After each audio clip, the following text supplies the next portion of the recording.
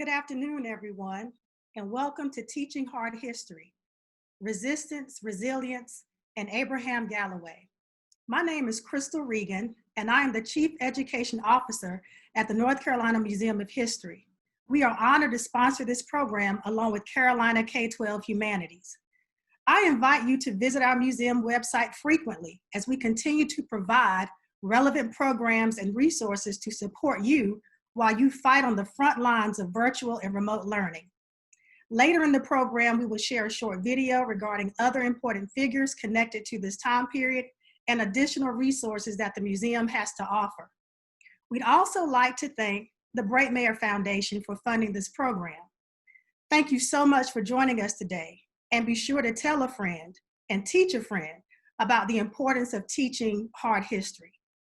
I'll now hand it over to Ms. Christy Norris, Director of Carolina K-12 Humanities. Thank you.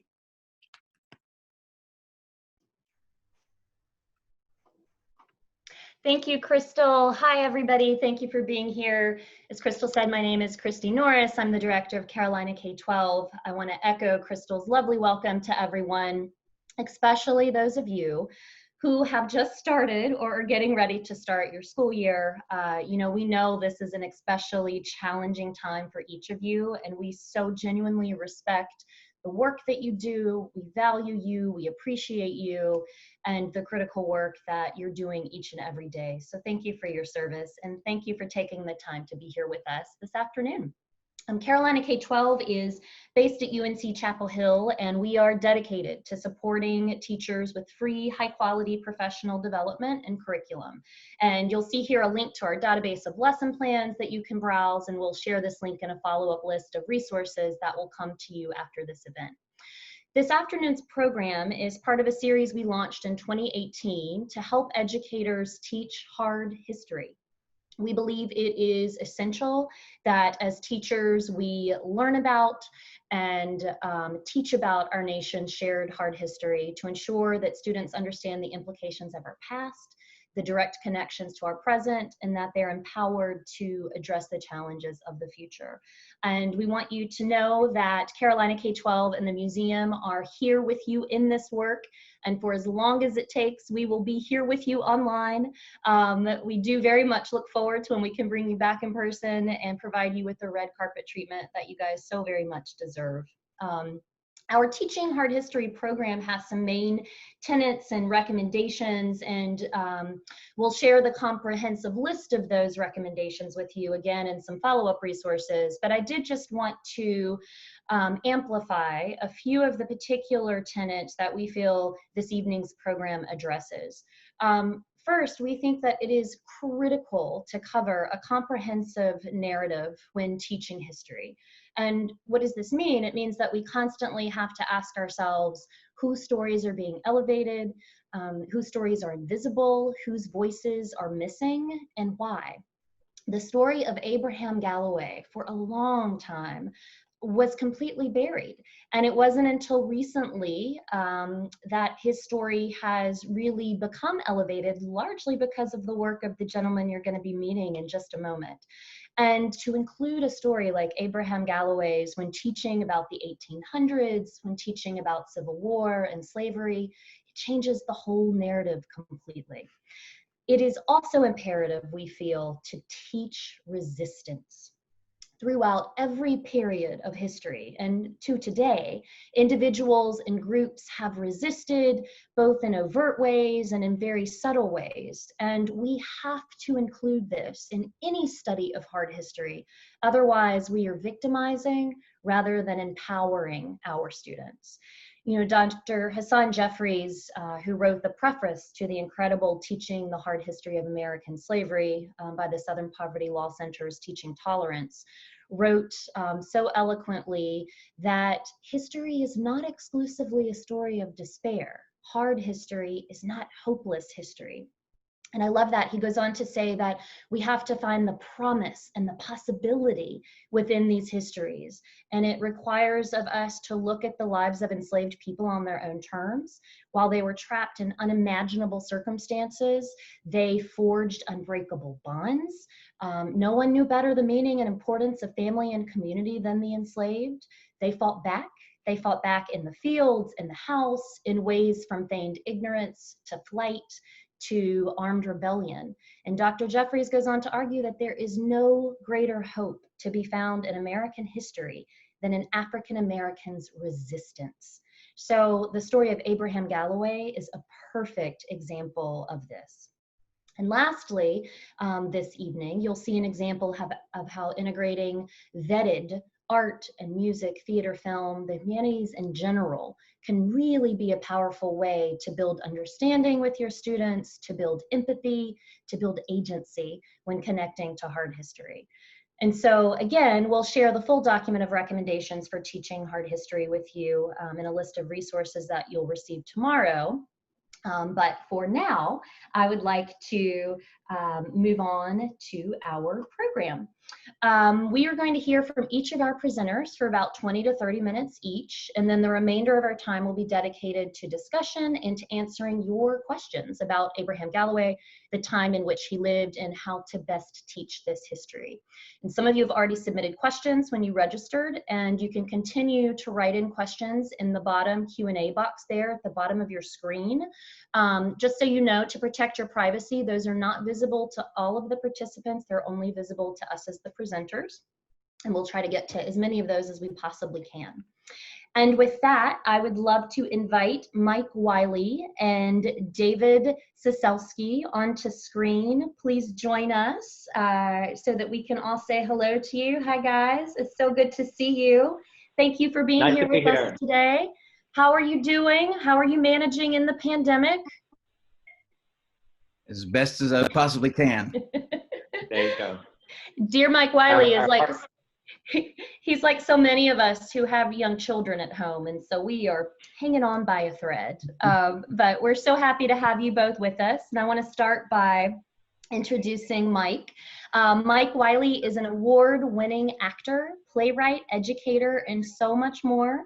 He is the founder and creator of Mike Wiley Productions, which is a driving force in the development and promotion of documentary theater. The company's plays span the worlds of Emmett Till, Henry Box Brown, Jackie Robinson, and so many more. And each work in the company's repertoire is designed to inspire audiences to examine America's racial history, to teach the lessons of the past, and encourage the application of these truths to the present.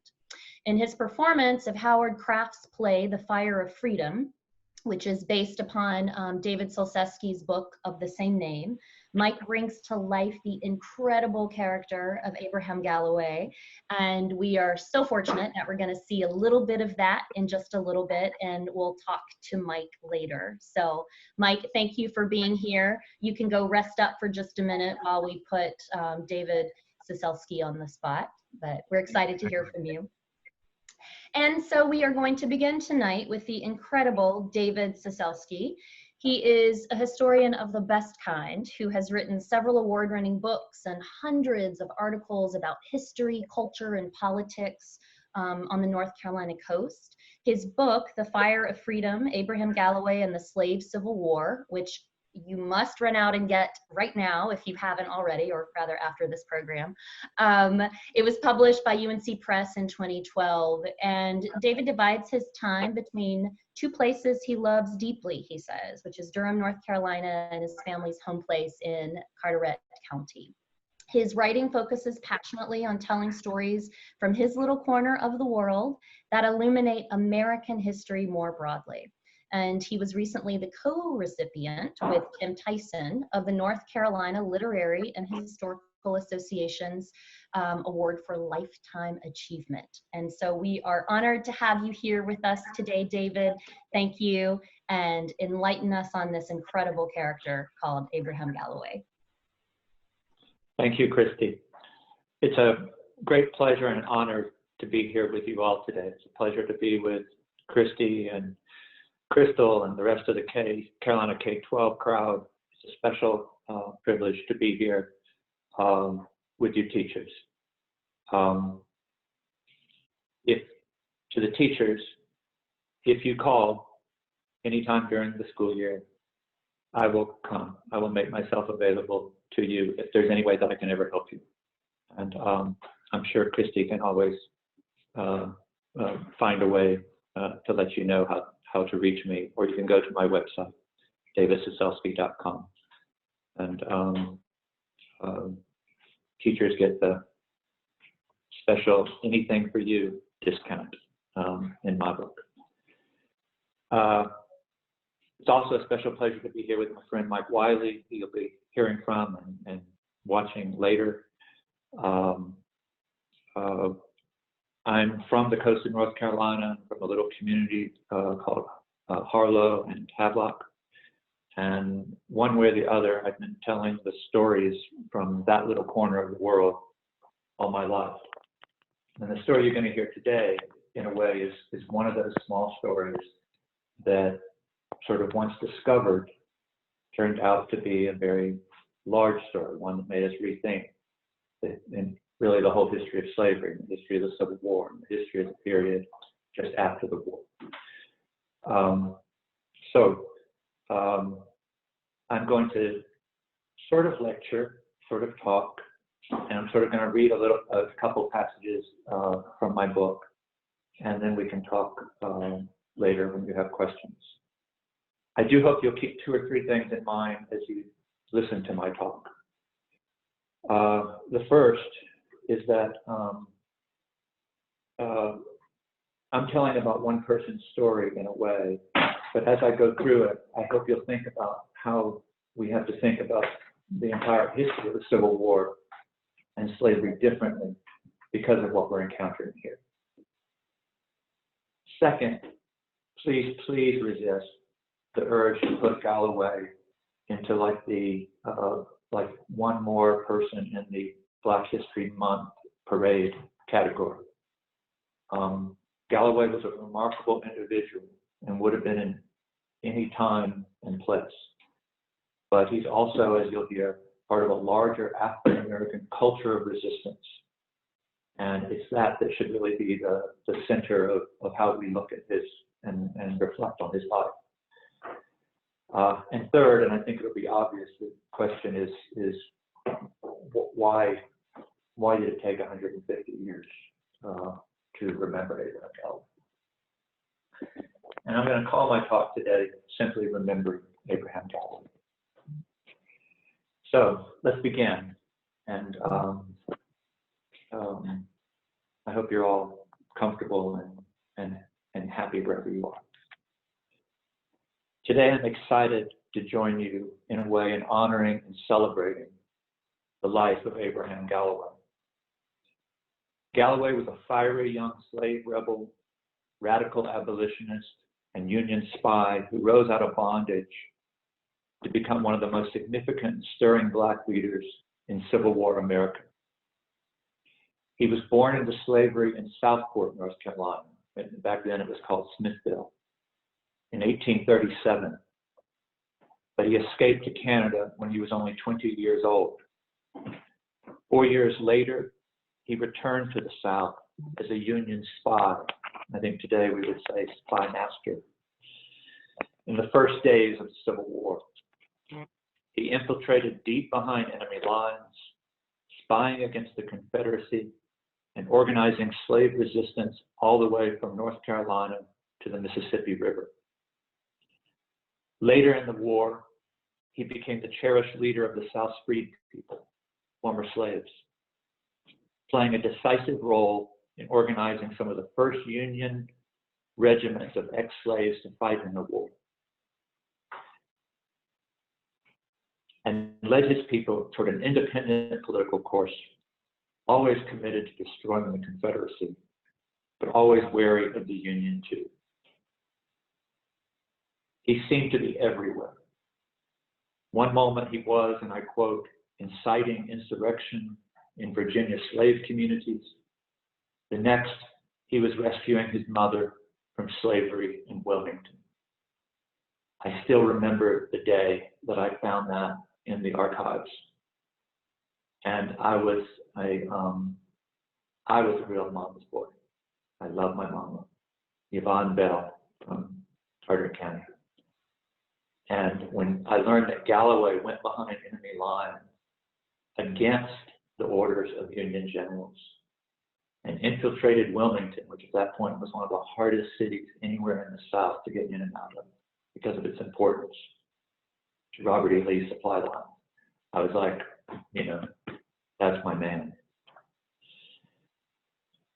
Galloway also stood at the forefront of an African-American political movement that flourished in the Union-occupied parts of North Carolina, founding the first civil rights groups below the Mason-Dixon line in American history. That was in Beaufort and New Bern, near where I grew up, and they were called Equal Rights Leagues. And even leading a historic delegation of Black activists from Eastern North Carolina to the White House to meet with President Lincoln and to demand the full rights of citizenship. Twice during the war, he made lecture tours through the northern states, giving rousing speeches where he stressed the importance of demanding African-American political rights, not just freedom, and of supporting grassroots organizing inside the Confederate States. We choose the death of a hero over the life of a slave, Galloway declared in Beaufort, North Carolina, at the celebration for the first anniversary of the Emancipation Proclamation in January 1864.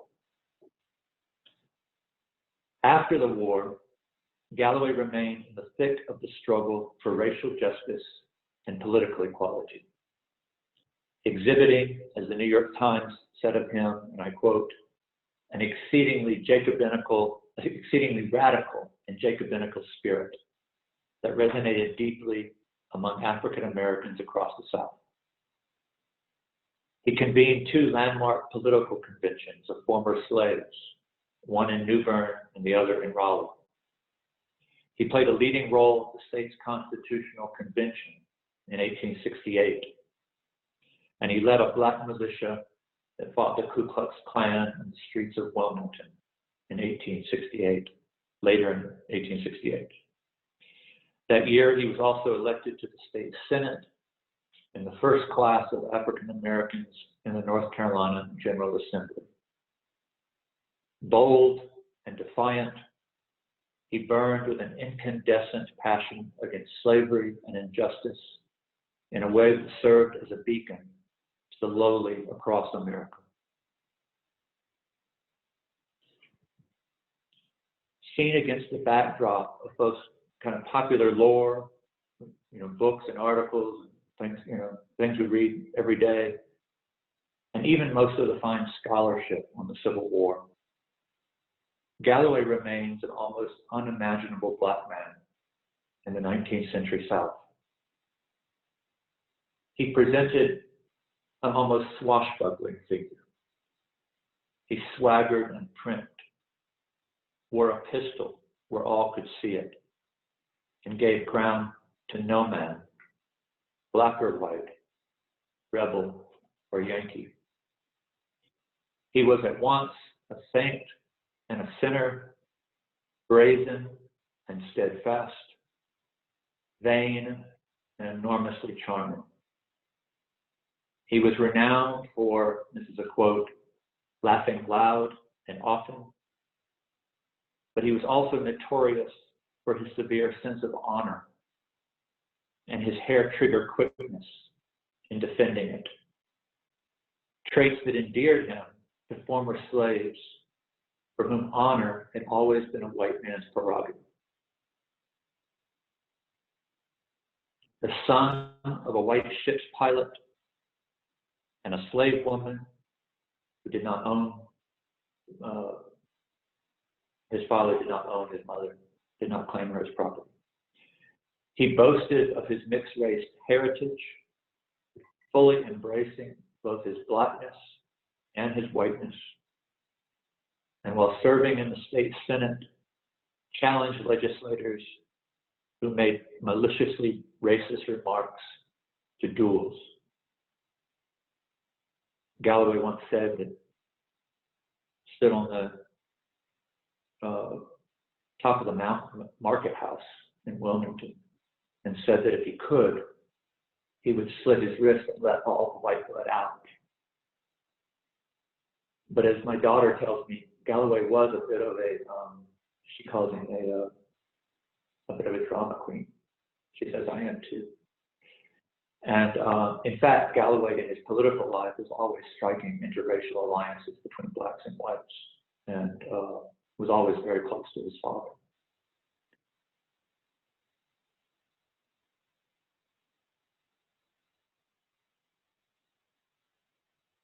He boasted of his mixed race heritage, fully embracing both his blackness and his whiteness, and while serving in the state senate, challenged legislators who made maliciously racist remarks to duels. Unschooled and unlettered, Galloway cut a remarkable swath through the great events of slavery, the Civil War, and Reconstruction. Perhaps most importantly, he embodied and gave voice to the hopes and aspirations of a whole revolutionary generation of African American activists here in the South that has largely been forgotten. Can I tell you how I first discovered Abraham Galloway? This was at a time when I had never heard of him. Perhaps a handful of people in the country and the world had heard of him, and that was only for his time in the North Carolina General Assembly. But one of the advantages of writing about my home, about North Carolina so much, is that I'm constantly going through old documents and manuscripts and diaries, reading old newspapers.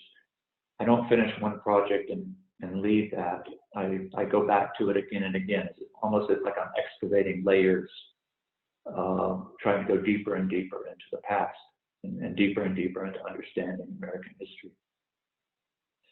So as I did that, I kept running across stories about this figure, this man, Abraham Galloway, that frankly I almost couldn't believe. You know, going behind enemy lines to rescue his mother, and sabotaging this and that, and all kinds of things. They were unlike anything that I had been taught about the history of slavery or really the Civil War. And eventually, for a long time, all I would do is sort of copy the source, and I put it in a folder and tell my students, the folder was just called Weird Galloway Stories. And I did this for years. I wasn't looking for Galloway, I just kept running into him. Well, eventually the Weird Galloway folder got very thick. And I started to ask myself, well, who was this guy? And that's when I began to do the research that was actually, in some ways, some of the easier things, military records and things of that sort that were right at hand. What I want to do now is share with you one of my Weird Galloway stories, and I'm gonna actually read it from my book, The Fire of Freedom, and it'll take 7 or 8 minutes probably, but stay with me if you would. And I'm just going to call this passage in Marianne Stark's attic. Ready? Okay. In the 3rd year of the Civil War, a New England abolitionist named Edward Kinsley walked the streets of New Bern, North Carolina. The seaport was usually a town of 5,500 inhabitants. But at that moment, it overflowed with thousands of fugitive slaves who had escaped from the Confederacy. Now here I have a very sophisticated audio visual for you, my arm. So if this is the coast of North Carolina, like this is the Outer Banks, and like this is Cape Hatteras, this would be New Bern, this is where I grew up down here, this is Raleigh, Durham. what's happened is that very early in the Civil War, the Union Army captured this little slice of the North Carolina coast. It included the Outer Banks and Plymouth and Washington and New Bern and Beaufort. It didn't include Wilmington, but this slice. And the Union Army held that slice for the rest of the war, almost 4 years. The rest of the state, Wilmington and the rest of the state, remained in the Confederacy, part of the South. But as soon as the Union Army captured this little sliver, enslaved people, slaves from all over here, go this way. They escaped by the hundreds and the thousands, 10,000 and more. Boats, walking, families together, women and children. It's an exodus, to the coast. And in the middle of that, you have all of these people coming together in places like New Bern, Beaufort, these other towns on the coast. Thousands of them together for the first time. And you sort of have to picture it as it's part of family homecoming, people who have been separated by slavery. It's partly a religious revival, the chance to express one's faith openly for the first time. It's politics, they're organizing political groups, they're educating themselves, they're starting schools. So all that's happening, and that's Abraham Galloway's world in this story I'm telling. Okay? So back to New Bern. The setting was one of excess in all things. Hardship, disarray, fear, heartbreak, joy. Federal troops crowded into colonial homes and antebellum manors. Downtown buildings lay in charred ruins. Retreating Confederates had burned some of them, and a Union general torched the others after snipers shot at his sentries. The Confederates had fled so quickly that they left doors banging in the wind, family portraits in front yards, a piano in the middle of the street. The murmur of sawmills could be heard across the Trent River, the sound of the former slaves building a new city. The days clattered noisily by, and even the stillness of evening was broken by short bursts of ecstasy. Slave sisters reunited after a lifetime apart, or the arrival of a slave family that had survived a journey of 150 miles. No one breathed easy. New Bern was a sliver of sanctuary for African Americans in the slave South, and the Confederate Army threatened to recapture the city at any time. Kinsley had come to New Bern as an emissary of Governor John Andrew of Massachusetts, an abolitionist leader seeking to recruit an African American brigade for the Union Army. He had traveled south rather loosely incognito, listed on the rolls of the Union steamship as a personal servant to the brigade's commanding officer, Brigadier General Edward Augustus Wild. His real mission, however, was to determine if the slaves of the South were willing and ready to fight for their own liberty. In his coat pocket, Kinsley carried travel papers, handwritten by President Abraham Lincoln. Kinsley's mission had not gone as anticipated, however. He had expected the former slaves to throng into the Union Army's ranks. Instead, they avoided him nearly to a man. This is a quote, "Something was wrong, and it did not take me long to find out the trouble," Kinsley said. All pointed him to one individual. This is a quote, "Among the blacks was a man of more than ordinary ability named Abraham Galloway." Eventually, Galloway consented to see Kinsley at the home of a local black activist named Marianne Stark. She had watched Kinsley closely since his arrival from Boston, and she had finally taken him aside one evening and told him, as he later recalled, I want to see you. The next morning, she instructed him to come to her home at midnight. She did not mention Galloway by name, but she was expecting, she said, and I quote, a couple friends from the rebel lines. At that point, Galloway had crossed into was going back and forth between New Bern and enemy territory. When Kinsley arrived that night at midnight, Starkey greeted him and led him into an attic room. Downstairs, a rugged, older ex-slave named Isaac Felton slipped into Starkey's house through the kitchen door. Starkey called him Uncle Isaac. A younger black man, John Randolph Jr., followed him through the kitchen door. He, too, had been a local slave before the war. A few minutes later, the kitchen door opened and closed a third time. Upstairs, beneath the slant of the cottage's eaves, Kinsley could see, as he later said, and I quote, by the dim light of the candle that the room was nearly filled with blacks. And right in front of me stood Abraham Galloway and another huge Negro, both armed with revolvers. Galloway looked at him from behind a plain wooden table with only a Bible and a candle on it.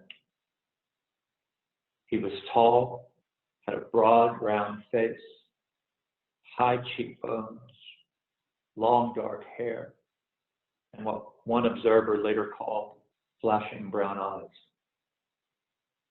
He was rather light-skinned, by appearance part Indian or white or both. He had no formal schooling and could not read or write well, if at all.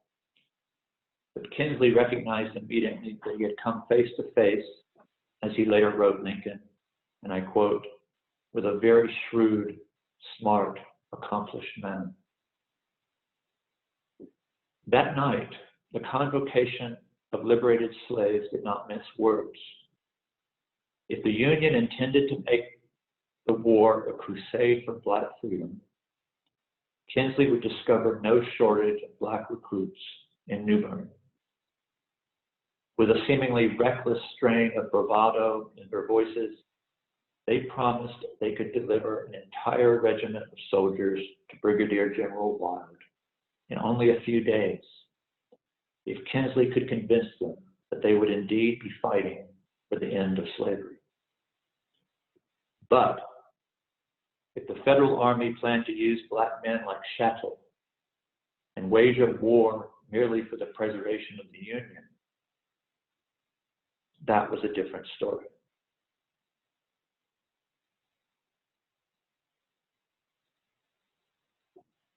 They bluntly listed their demands: equal pay, provisions for black soldiers' families, schooling for soldiers' children, employment for their wives and mothers that would contribute to the effort to bring down the Confederacy, care for their elderly and feeble, and assurances that the Union would force the Confederacy to treat captured blacks as prisoners of war rather than re-enslave them or execute them as traitors.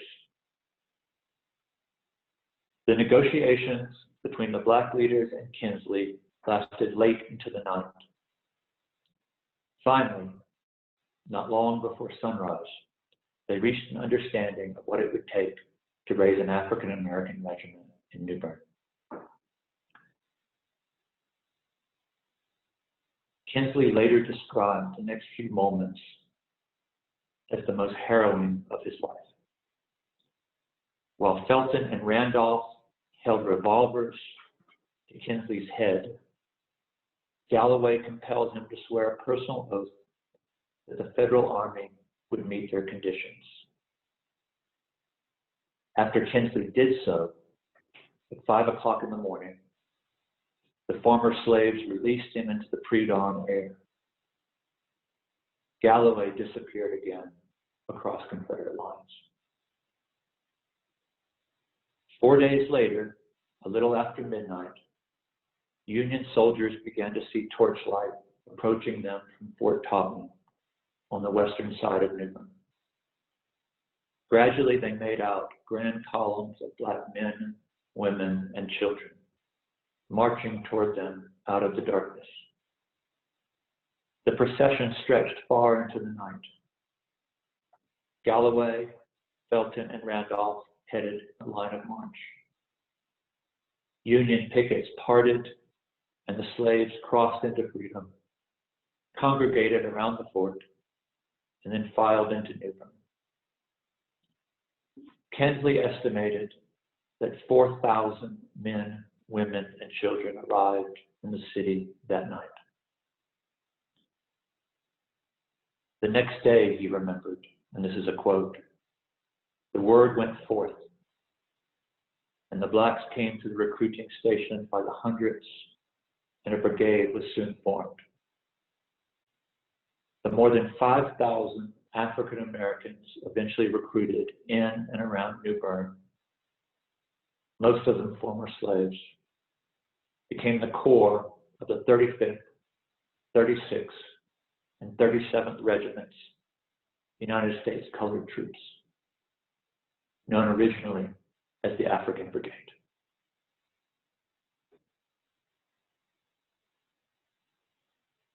That was not the Civil War that I learned about in school.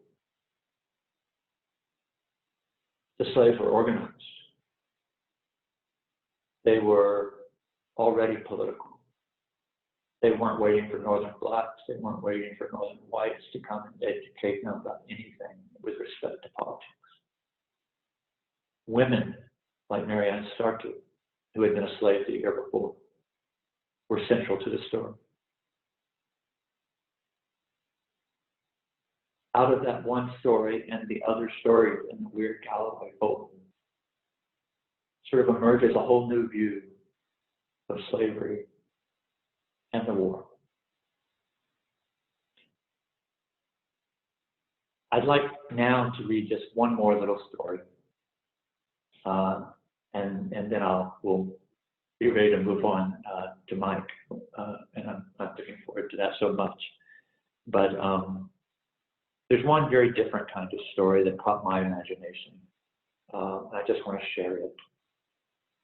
It's also from the book. And what's happened now is it's New Year's 1865. The war is going to last 4 more years. 4 more months. But the former slaves basically believe, and they're right, that the war is, that they've won, that they are now, it's time to celebrate. And they have been organizing these civil rights groups, the equal rights leagues you're going to hear about. And they're coming together to celebrate, I guess it's the 2nd anniversary of the Emancipation Proclamation in New Bern. And we'll just call this story Emancipation Day. A little after noon on New Year's Eve, a thunderstorm moved down the Neuse River and settled over New Bern. By dusk, a cold rain fell in torrents. The weather did not dampen the spirits of the celebrants arriving in town, however. The editor of the Old North State, a Beaufort, North Carolina newspaper, noted, and I quote, "As the anniversary of the Emancipation Proclamation of President Lincoln, the day has, to them at least, assumed the sanctity of the 4th of July, and Mr. Lincoln is revered in their hearts as their Washington." Hundreds of freed people arrived in the city. 300 black passengers alone alighted from the Morehead City train that evening. They included the bulk of the black activists in the Abraham Galloway Equal Rights League. One of the Equal Rights Leagues had named itself after Gallowa. And approximately 80 black Navy sailors were with them. Their ships were at anchor in Beaufort Harbor. The rain lifted by morning, and the celebrants woke to a hard frost and a clear, cold day. Following church, they attended a mass political meetings until late in the evening. The next morning, January 2nd, the weather suddenly turned warm and sunny, and the participants in the Emancipation Day activities rose early and gathered, each group in their own designated meeting place. One of the Equal Rights League chapters, records don't tell us which one, prepared for the celebration that morning at Andrew Chapel. Andrew Chapel is now St. Peter AME Zion Church in New Bern. It's the first AME Zion church in the South and is considered the mother church of the AME Zion in the South. During weekdays, the church hosted one of the city's schools for the former slave children. For the Emancipation Day festivities, Miss Ann Kennedy and her students made their banners and regalia in the church's upstairs galleries, while the Equal Rights League members occupied the main floor. Kennedy had never attended a local Black political meeting and was riveted by the proceedings below. The church, Kennedy later wrote, and I quote, was crowded with old men and matrons, young men and maidens. The presence of so many Black women impressed her deeply. She noted they had prepared banners for the parade, stored them by the pulpit, and also laid out red, white, and blue rosettes that would be worn by every member of the Equal Rights League chapter. The chapter's president, and if it was the John Brown Equal Rights League, the president was Ashley Galloway, called the gathering to order. Those attending began the morning by singing one of the most moving hymns in the gospel canon, Am I a Soldier at the Cross? I know I don't have much time, but I just have to say, this is not an accidental choice of hymn, and it's worth thinking about. Most of you probably don't know Am I a Soldier at the Cross? It's a very old-fashioned song that you don't hear much, I think, in either Black or white churches anymore. But it basically says, Lord, do not deny us the chance to struggle more, to suffer more even, to show that we deserve, in their case, freedom in this life and everlasting life in the next. So here they are celebrating, the end of human bondage in North America. And they're still basically saying, bring it on. We're not looking for easy street here. Anyway, I just find it remarkable. That local chapter of the Equal Rights League soon filed out of Andrew Chapel and joined the crowds bound for an old field near Fort Totten, known as the 25th Campground. There they assembled in a large square. Black soldiers from Union Army regiments and the blue-clad sailors from the Union naval vessels made up the east side of the square. The Henry Highland Garnett Equal Rights League and the Abraham Galloway Equal Rights League shored up the south side. The Abraham Lincoln Equal Rights League and the John Brown League stood together and formed the west side of the square. The Bishop Clinton Equal Rights League arrayed itself on the north side. Clinton was an AME Zion bishop in Philadelphia. Within that square, they symbolically protected the next generation. The ranks of soldiers, sailors, and Equal Rights League activists enveloped the student bodies from the 8 Black schools in New Bern and the surrounding camps of former slaves. The scholars stood facing the soldiers and sailors, the students from the Palmer School in front, and the other 7 schools lined up behind them. An estimated 4,000 spectators watched the proceedings. Galloway,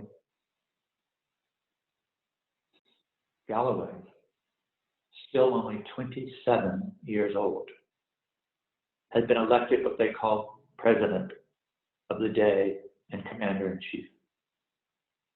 He occupied a special place of honor on all the celebration stages and rode in the parade later that day on a fancy dray pulled by horses decorated with ribbon and finery.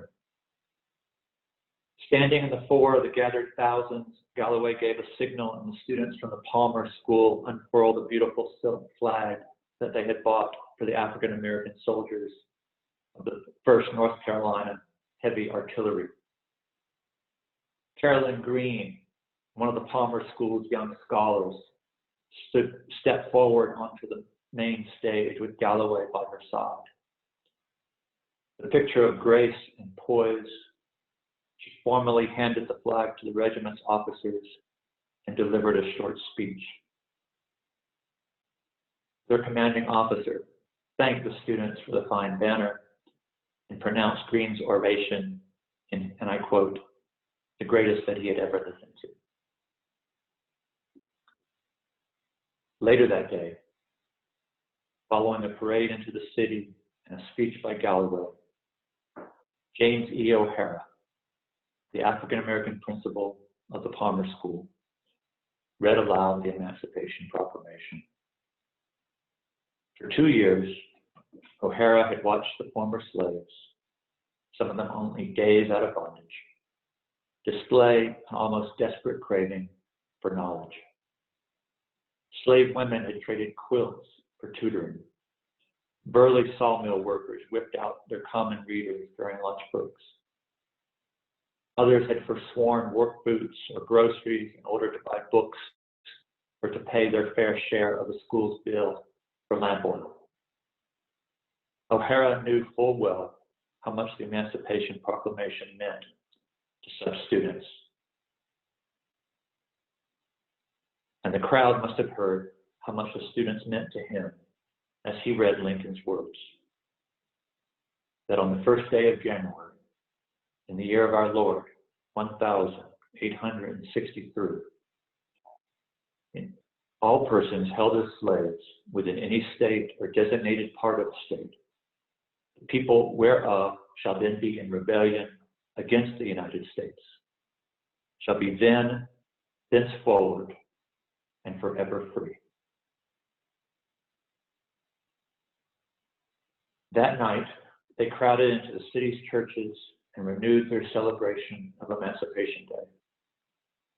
The vast majority had been slaves, denied any semblance of liberty or equality when the war began. Now they had built their own schools and churches, organized their own benevolent societies, and were serving in the nation's army and navy. Having fought for their freedom, they now stood together in equal rights leagues and anticipated a future as American citizens. They believed that their blood sacrifice had earned them a place at the heart of the great experiment in democracy that is the United States of America. Abraham Galloway died on the 1st of September, 1870, at his mother's home in Wilmington, North Carolina.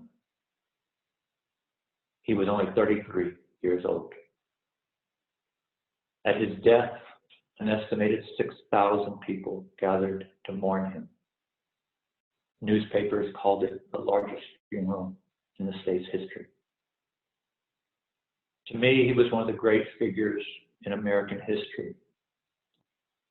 The rare individual who lived a life so deeply unreconciled to tyranny and oppression that he inspired even the lowest, most downtrodden souls to believe, if sometimes only for a brief moment, that freedom and justice were not just a dream. Yet, it's safe to say that for more than 125 years, no school child ever uttered Abraham Galloway's name or the names of any of those multitudes of African American men and women who stood by his side and did so much for the cause of freedom in this state and in this country. It is a joy and an honor and a privilege to talk with you today as together we begin to change them. Thank you. And I'll now pass the baton to my friend Mike Wiley. Thank you. I apologize for my tardiness. Affairs near Wilmington kept me long overdue. They needed to see it burn. The barn where their master raped, whipped, and tortured. Some cried, silent tears of joy. Some shook, but they all needed to see it burn. And with him in it.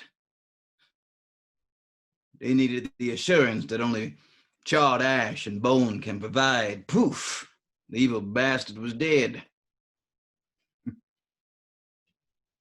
Who here would have wanted me to deny them that? I'm humbled you've asked me here to speak on my experiences with the Union before our guest, Mr. Kinsley, comes before us. I'm told he is Governor Andrew of Massachusetts' official representative and that he carries handwritten travel papers from President Abraham Lincoln himself. As if that should keep the hair on the back of our necks from rising. Lincoln's proclamation says, we are free. But only in lands where white men have taken up arms against the government. These lands are not under Lincoln's control. Jefferson Davis, in response, has proclaimed all blacks in the North to now be slaves. Is Davis's proclamation lacking any more power than Lincoln's? How can we trust this? Lincoln hasn't even brought us any closer to full citizenship. He hasn't even agreed to paying black soldiers the same as whites. We know that if North could win this war without putting one black man in uniform, they would do it. Well, then they could say they owe us nothing. When we know this nation owes everything to us, for it would not exist without our toil and labor. Right now, Abraham Lincoln lays his head down in a house built on the backs of our people laboring under the lash. We are no different than the Hebrew slaves who built the pyramids for the pharaohs, and like the children of Israel, we shall have our freedom and see the Pharaoh fall, for we are the whirlwind, the thunder, the lightning, great deluge that shatters rock and washes away stone. That is why Mr. Kinsley is here. Do not doubt that. We are they who will tip the scales in this war.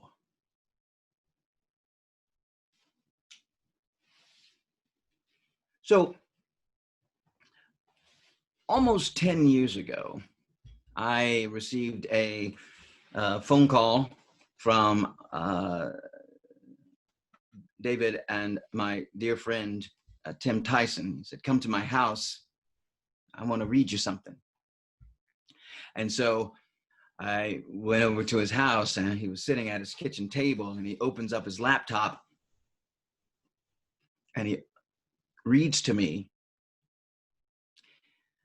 the first several pages of David's book, Fire of Freedom.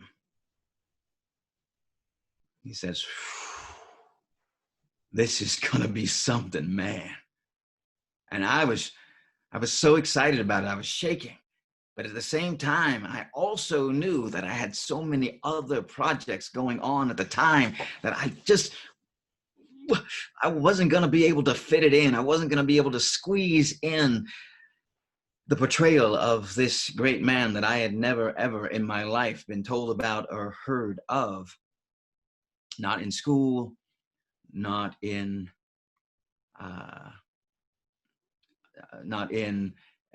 social settings. Never had I heard of Abraham Galloway. And so I was shaking to be able to further tell the story in a play, perhaps even adapt it myself.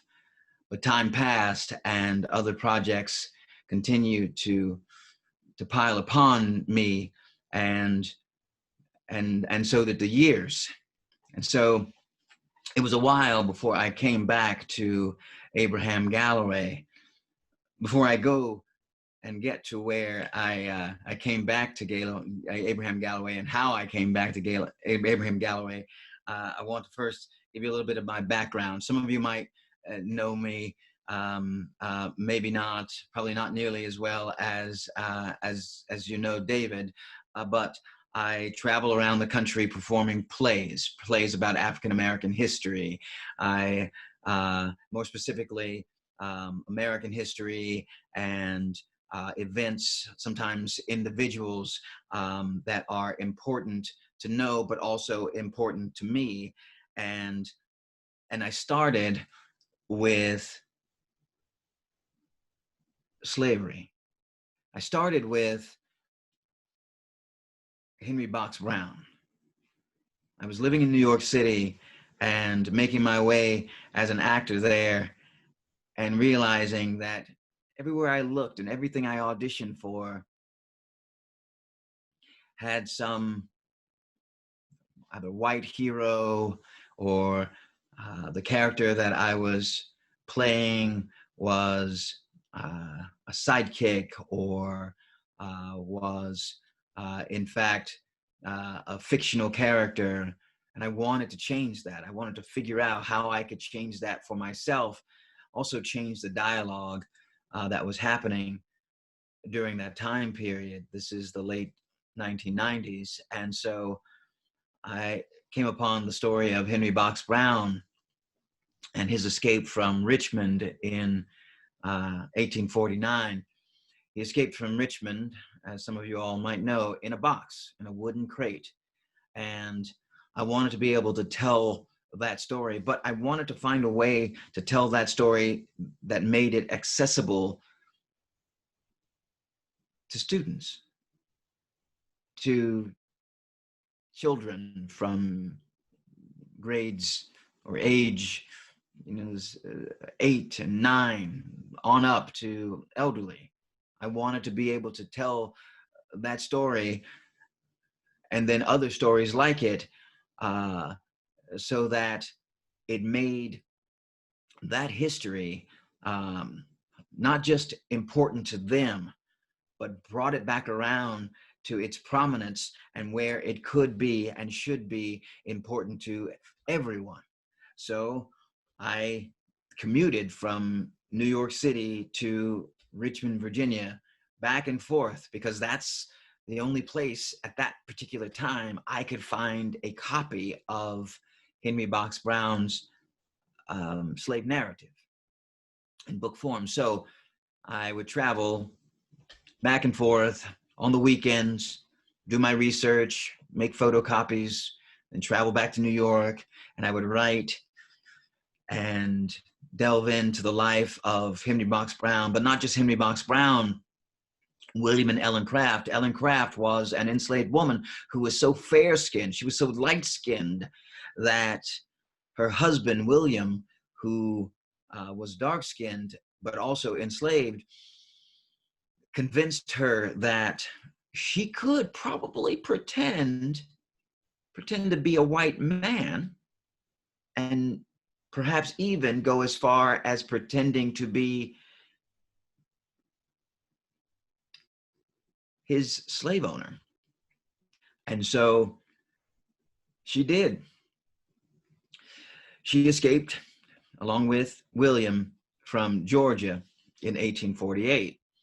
So I decided to put these two stories together, with Henry Brown playing the narrator, the storyteller, but also the main character of his own life, obviously. And so I then submitted that play to the National Black Theater Festival in Winston-Salem, and they asked me who I wanted to read the roles of each character. And because I wanted this to be a play that I could perform in schools, a play that I could take around and and use to educate, I said, me. Well, they say, well, you know, we usually have celebrities here that read the plays that are submitted and accepted. Don't you want a celebrity to read your play? No, I want to read it myself. I want to share it myself because I want to be able to one day be the person that carries this story around to schools. And so I did. And it was received well enough for me to start considering really sending it around to school systems. After I premiered it at a theater in Durham, North Carolina called Man Bites Dog Theater in the year 2000, I started very slowly sending out information about the play. And I started very slowly hearing back from schools.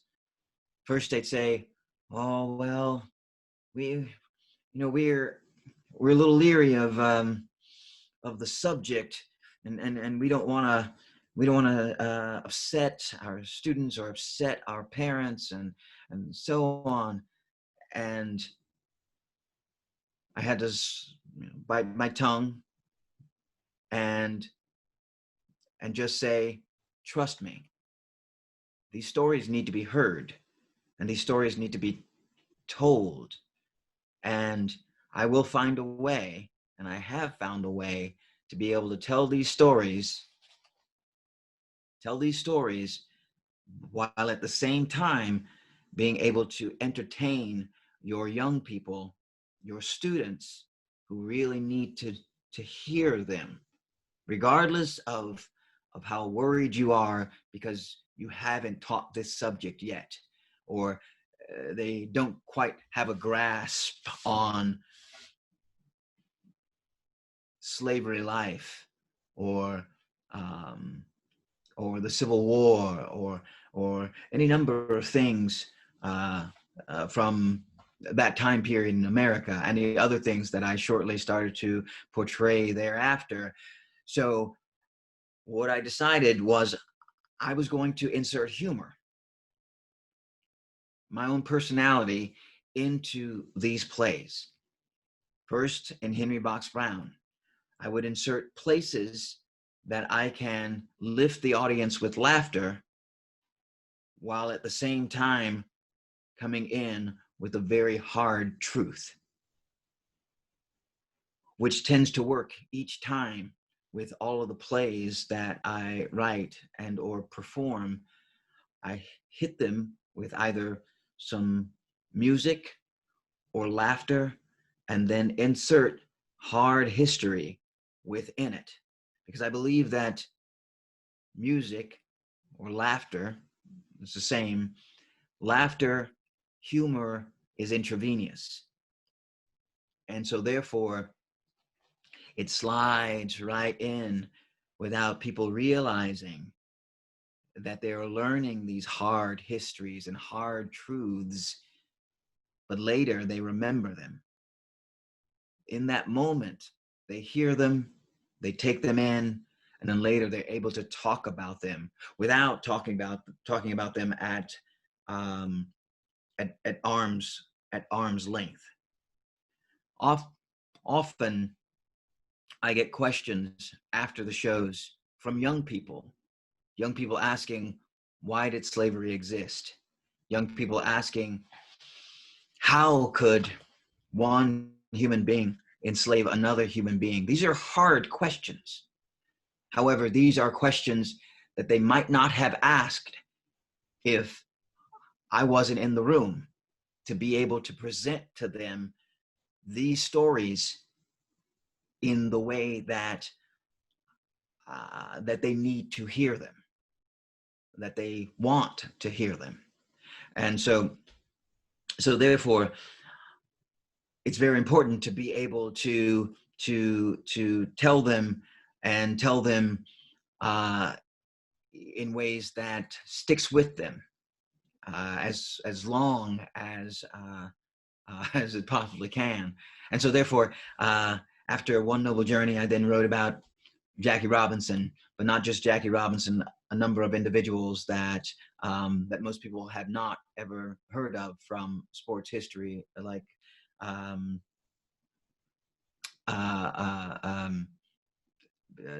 Wilma Rudolph, or Fritz Pollard, or Isaac Murphy, all great Black athletes that a number or most people have never heard of. And so therefore, I tell those stories. I tell, again, the hard histories behind those stories, like Isaac Murphy, a Black jockey who won the Kentucky Derby so many times, and yet at the top of his career, he was pushed out of the sport by whites who wanted African Americans to not ride horses anymore. And the only way they could ride a horse, right, the only way they could ride a horse in competition was to have a license to ride a horse. And so individuals like that, I needed to be able to tell their stories, again, using a sprinkling of humor to be able to do it, and do it as some would say, where the goats can get it, right? So I try and do that in all of my work. And so sometimes I get questions from adults who say, why don't you perform something that is personal and current? Well, that's where Abraham Galloway comes back into play. That's where all of these performances come back into play. You see, everything I do is personal. Everything I do is current. Even though Fire of Freedom, the Abraham Galloway story, is century old, it is personal to me because as an African American growing up, these are stories that I didn't hear. These are stories that I was not told. I was not taught these stories in school. And so therefore, history and memory come together when you are able to make them personal. And so therefore, these histories become personal to me because they become a part of my culture. They are a part of my personal culture. And so therefore, they are all important to me. And current, we can't talk about these stories without understanding that they are current, that the history or the world that we live in, that we walk through, that we talk about every day, whether it's politics, whether it's current events, you name it. We didn't get here out of the blue. It's history that brought us here. And the only way to truly understand how we've gotten to where we've gotten to as a country, as a nation, as a world, is to understand practically the history that made us. If we don't understand Abraham Galloway, if we don't understand Henry Box Brown, if we don't understand the Freedom Riders of 1961, if we don't know the history of the Greensboro sit-ins, if we don't know the history of the Montgomery bus boycott, then how can we possibly understand why there are people in the streets protesting now? How can we possibly understand the needless deaths of George Floyd or Trayvon Martin? How can we possibly understand those things with the sensitivities that we need to be able to talk about them, right? To our children, to our friends, to our family, to our colleagues. That's how we understand. That's how we talk about these current events. That's how we understand these current events, by talking about the history that brought us to this place. So 10 years or more after I said, no, I couldn't possibly pick up an Abraham Galloway play to perform or even adapt. My very good friend Howard Kraft called me on the phone, and he had no idea my own personal history or my connection to David Cecelski. And he said, I really want to write about this guy, Abraham Galloway. You ever heard of him? I said, yeah, I've heard of him. He said, well, I really want to write about him. I'm trying to find more information about him. I've heard a little bit. I said, well, have you picked up The Fire of Freedom? And he said, no. I said, I want to introduce you to somebody. And so he and myself sat down and had a chat with Dr. David Cecelski, and the rest is history. He adapted it, and now I perform it. And it's become very important to me because sometimes when I perform it, specifically Black students, middle schoolers often will say, why haven't I heard this story? Or they'll say, this story inspires me because I've never heard of anyone like that. And that makes it personal to me, because originally I wanted to perform it because I had never heard of anyone like that. And so when I hear a middle schooler say to me, I'm very interested in that story because I've never heard of a former enslaved person who did everything that Abraham Galloway did, that he accomplished, that he walked through the front door of the White House. All of those things that Abraham Galloway accomplished, students need to know and they need to hear. Sometimes picking up a book takes steps.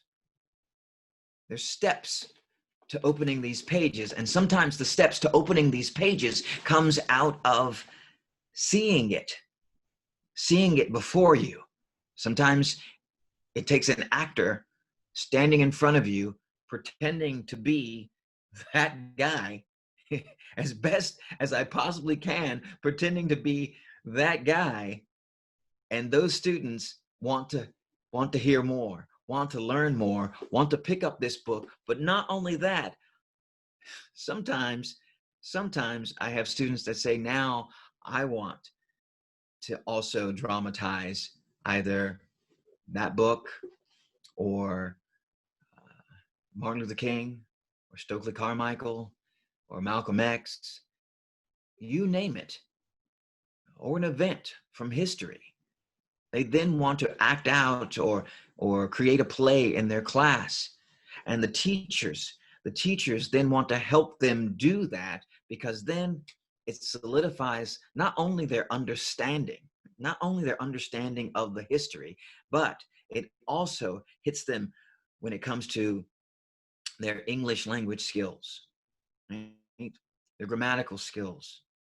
Creating plays gives them an opportunity to write, but write about something they are interested in, something they love, something they want to portray. So it makes English, it makes history walk and talk in a way that sometimes it's difficult to do when we're just saying, pick up the book first. Sometimes it takes that spark. It takes that spark to make that fire of freedom happen. That was a really terrible pun, and I apologize to you, David Cecelski, and everyone listening. But I want to show you a little bit of my play based on David Cecelski's book. So here is a little bit of a promotional video for The Fire of Freedom.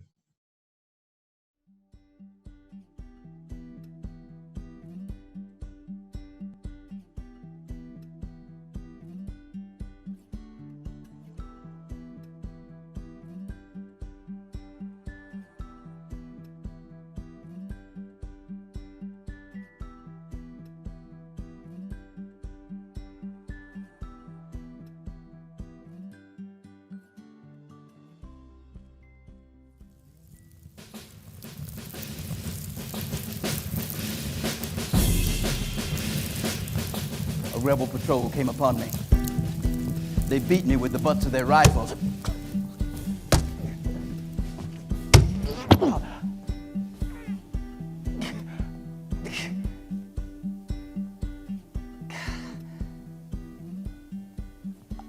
I woke.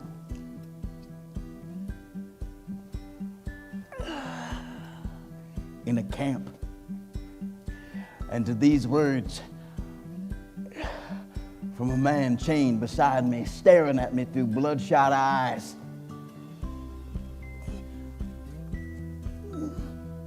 My name Isaac, and I ain't gonna die no slave. There was another man chained across from me. 2 rebel soldiers came and got him. I could still hear the screaming. When they came for me, I refused to stand. So they decided to kick me to death.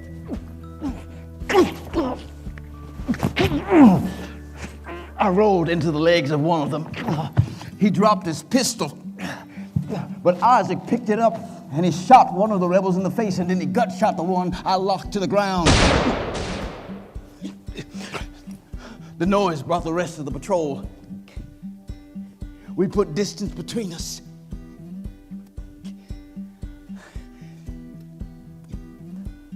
But not enough. Just as we were going into the thicket of a swamp, a bullet tore through Isaac's shoulder. It made a bloody mess. But still he ran on. We ran on. We know that if the North could win this war without putting one black man in uniform, they would do it. For then they could say they owe nothing to the black race. We all know they owe everything to us, for this nation would not survive. This nation would not exist if it weren't for our toil and labor. Right now, Lincoln lays his head in a house built on the bent backs of our people laboring under the lash. We are no different from the Hebrew slaves who built the pyramids for pharaohs. And like the children of Israel, we will have our freedom and see the Pharaoh fall. We are the whirlwind, the thunder, the lightning, the storm, the great deluge that shatters rock and washes away stone. For Union ships to land, they would need guides. For without those, they would end up capsized or stuck on a sandbar. So I contacted some of the boatmen from my youth. And quickly word was spread. Imagine a rebel soldier walking on the coast that morning.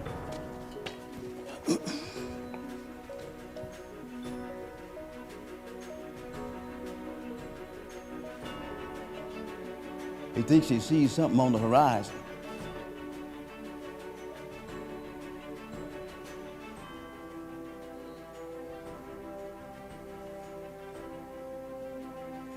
Can't be Union ships. Such is not probable. So he decides that he's going to seek high ground, get a better view. And he does.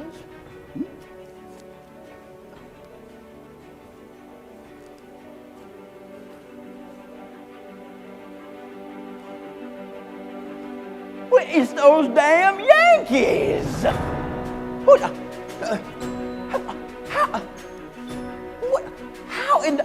How in the world, how in God are those blasted bluebellies finding their way? Why are their ships not wrecked on the rocks? Or why are they not drowning and dying horrible deaths? And then it takes a closer look, and sees one of our brothers behind the wheel of that ship.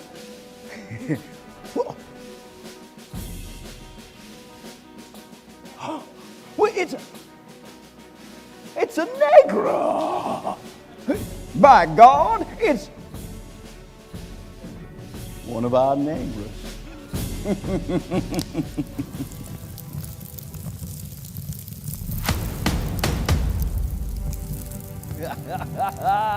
Your first meal, how it tasted better than any other meal that had come before it. And they dug, and they died. We sailed down Lake Ontario. We stood amongst the big barrels of rosin, sweating in our breathing shrouds from heat as much as fear, waiting. Mr. Kinsley will come here tonight with speeches and overtures attesting to the goodness of the Union and the necessity of our joining its ranks. He ain't gonna tell you about Vicksburg, but I am, because it has the most impression on my feelings.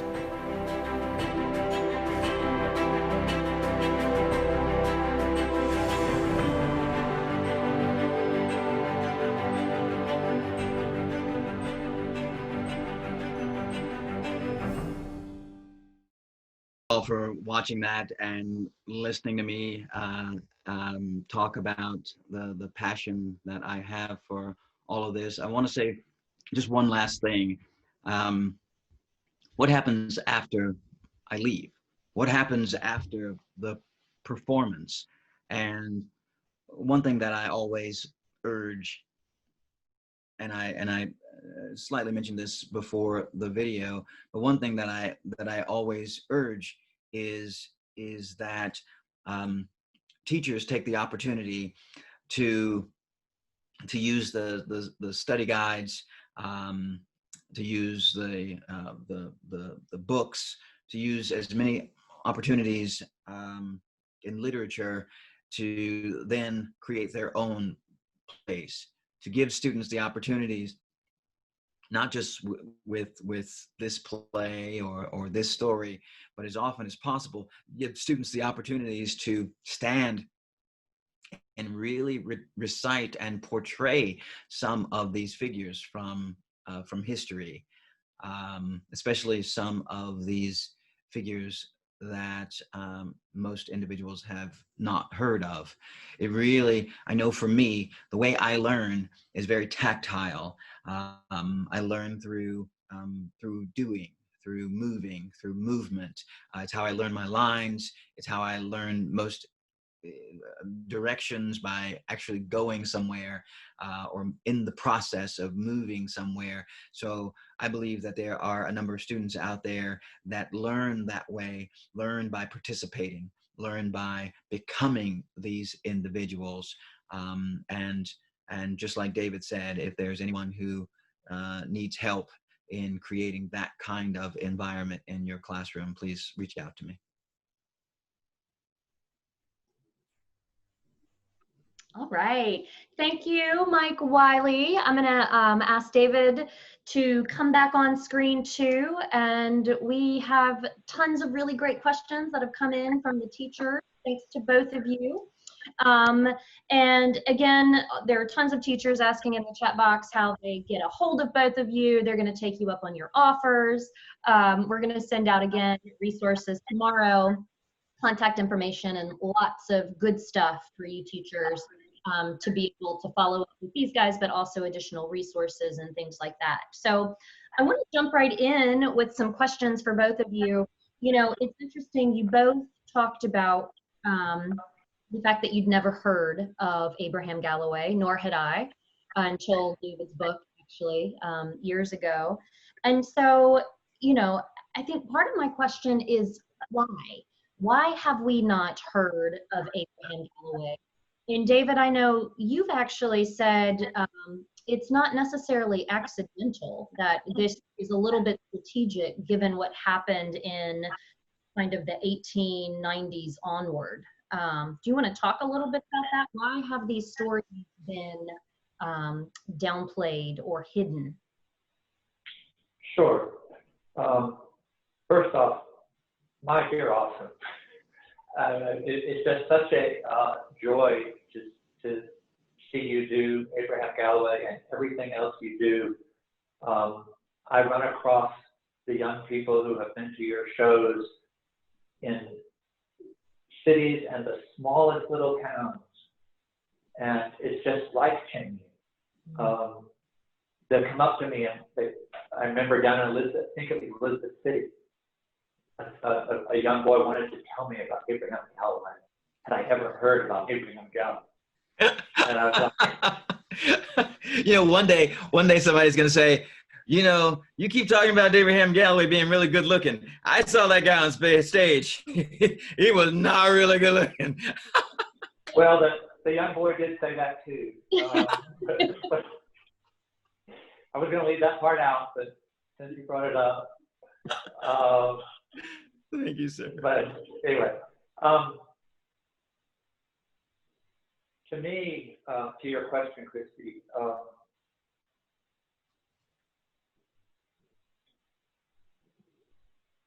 Galloway, everyone knew Galloway in his time. He may have been the most important African American leader in the South. In 1870, 1880, nobody would have, everybody would have known. Beginning in the late 1890s with events that I'm sure most of you have a growing familiarity with. 1898, the white supremacy revolts of 1898 and 1900, Wilmington massacre. The effect of those is to create they had their political consequences, but they also had effect on memory. That's when people start putting up the statues that everyone's taking down now. It wasn't before, mostly. And of course, the notion was to defend racial injustice at that moment. You know, to defend racial injustice in 1898 and 1900, and the Jim Crow world that they create out of that. So, but think about Gallowa. Think about the version of the Civil War and slavery. I mean, I know I'm older than I'm sure most of the people listening today, but that's certainly the one I grew up with, and I think most of us grew up with, was sort of it's a bit of a caricature to call it the Gone with the Wind version of Southern history. Happy black people, benighted white people looking out for their slaves. This is what people learned. This is what I grew up learning in school and from my family in Eastern North Carolina. Let's face it, and Mike, you can write this in your next play version here. Abraham Galloway would have taken Rhett Butler out. I mean, he would have listened to him once and smacked him silly, right? I mean, there is no place in that version of history or in that version of the Civil War for an African American man like Abraham Galloway. So even if you aren't intentionally reaching out and saying we're ripping him out of history, which they kind of did, but they also create this wall of history, this wall that we learn, in which even if one was to hear about Galloway, you wouldn't believe it. Like that wasn't the slavery, or the people around Marianne Stark, a woman who a year after she's free is also organizing as a spy, organizing women's groups in New Bern, and is corresponding with Harriet Beecher Stowe, which Marianne Stark was doing during the Civil War. There were people that worked with Gallowa. He never learned to read or write, but there were former slaves that worked with Galloway who were subscribing to the New York Tribune and the Congressional Weekly while they were slaves. I'm not saying they're the typical slave. I'm just saying something else was going on here. None of those things made sense. Even when I ran across them, as he said, I didn't know what would make sense of them. So in that way, I think stories like Abraham Galloway and many other stories having to do with resistance, African American self-assertion, strong women like Marianne Stark, strong black women like Marianne Stark, they don't fit. So that's, Mike, do you have something else to say about that? No, I think that that it certainly correlates with the reasons that we don't necessarily hear or know about other individuals, other powerful individuals from Black American history. You know, we hear about and sometimes even not as much about individuals that were more passive and yet not as outspoken, but and some we've heard about that were outspoken and, you know, also passive. Some we've heard about that were outspoken, that weren't passive, but what we were taught in school and what was taught to myself and a number of people for generations was that, oh, those were the bad, you know, those were the bad individuals. So, you know, those are the, you know, they were nothing compared to these folks over here. I mean, it's part of the reason why when we see gosh, his name just flew out of my head.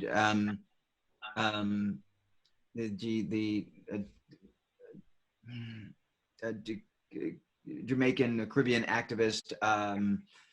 I cannot remember his name. Large fella. Pandemic brain. Yeah, but the pictures we would see of this particular activist were always of him wearing this large plumy hat, right? I cannot remember his name, but he's this large plumy hat, You right? mean Garvey? Yes, Garvey, right? So we'd see the pictures that we see in our history books that, you know, it's a way to use a common vernacular today. It's a way to troll them, right? It's a way to get students to not take them as seriously. It's the same for John Brown. You know, we often see this interpretation in our history books when you're in schools of John Brown, and he looks manic, he looks crazy, because they want you to think, right, that, and you got to be crazy to want to free slaves. You got to be, I mean, you got to be manic and crazy like that. So they paint this picture of him like that. And so, you know, it's all intertwined, I believe. Mm-hmm. I think that's a great point. You think about, you know, we learn about Dr. King, but not Robert Williams, which Right. will be a program on Robert Williams in the future. Everybody needs to know about him and teach about him. And even when we study Dr. King, you know, we like that one part of the speech, the dream, but we don't study his views on war or his, you know, just excellent work on poverty and the way he called for, you know, more equal treatment there. So I think that's a great point. The way that our history is put together is very strategic in that way, strategic choices. So Lee from Orange has a question and is wondering, how exactly did Abraham Galloway escape slavery? And how in the world did he manage to remain free during a time when it was so dangerous to be an escaped slave? It's funny that when he became a spy, or what I think today, as I said, that we would call a spy master, the Northern generals, the Union generals, themselves were not all in favor of black soldiers fighting. The 201, I remember one general's name, they were born to be spies. And Galloway and other African American spies used the ways that they escaped before the war, the ways that they imagine Galloway from the time he's 8.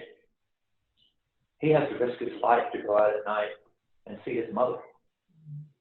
When he's 13 or 14, he has to risk his life to go out and, if he's so inclined, visit a young lady.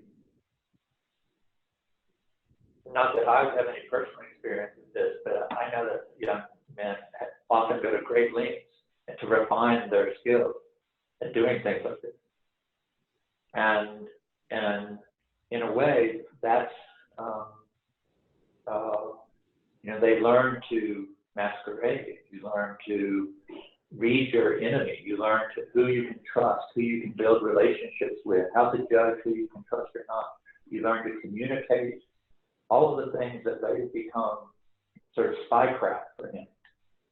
He's learning, from the time he's a small child. How he escapes, he's trained. He's apprenticed as a brick mason in Wilmington, which at that point was the state's largest city and was a busy seaport. And he and another enslaved man conspire to conceal themselves on board a ship, which was very difficult to do at that time. There was a law in the town of Wilmington. There were many laws made and patrols used to prevent slaves from escaping by sea. But in Wilmington, there was a law that required them to fumigate the ships twice. So they closed up all the whole, everything, and they put barrels of turpentine dross and light in the holes and light them. And they smoke out whatever's there. And they do that in Wilmington Harbor, and then to get out into the ocean, you have to go down the river about 25 miles. And before you go out past Southport, the ship had to be fumigated again. So Galloway and his friend worked out this elaborate scheme in which they would cover their eyes with Morse towels, and they'd breathe through Mike, do you remember a cow's bladder or something like that to get through all this? They have to make that. Yeah. Yeah. That said, there was a whole network that we don't hear about much in the port of Wilmington and other parts of the coast of blacks and whites together, mostly blacks and white people that worked on the water, that developed their own branch of the Underground Railroad, whose goal was to aid enslaved people to escape by ship. And so Gallowa escaped that way. He ended up going to Philadelphia, getting connected with the more organized. In Wilmington, it's a subterranean thing. You get caught, you are killed. And that happens, white or black. You're disappeared if you're white. And he escapes to Canada. It's a long story there, but he gets connected to kind of the most militant part of the anti-slavery movement in Canada, people that were aligned with John Brown, people like that. That's great. And for those of you who are interested, the African American Heritage Commission of North Carolina has a great project called Freedom Roads. We're actually going to be working with them on a program to talk about those river runaways and all of the people seeking freedom, but also the great number of Black folks who are helping people gain their freedom. There's again this mentality that there's all these white Northern abolitionists, and that's just not the reality.